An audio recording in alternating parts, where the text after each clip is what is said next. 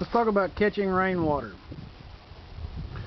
Now, most people that are capturing rainwater are feeding it straight into a barrel, which is fine.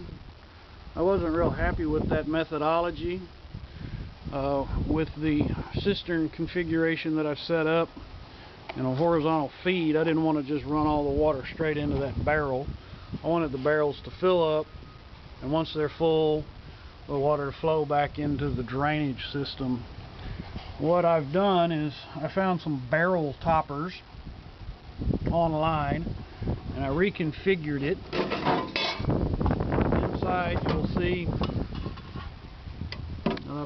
I bought an adapter, and this adapter is used to connect the corrugated ground drain that you would find here to a PVC pipe, and I siliconed that into place, and then I drilled a hole to accommodate a 3/4 inch adapter. The little catch basin, the water flows into the pipe and then down into the cistern itself. And I really like this setup because it's got a screen, and you can see that it catches a lot of the stuff that would normally go into your rain barrel or your cistern.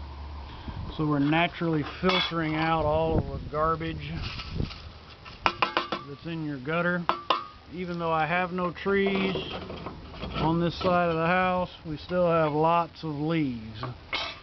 Now, because my gutter is situated right over the overflow piece of the guttering that I cut out, I made a little deflector shield to make sure that the water flows into the basin.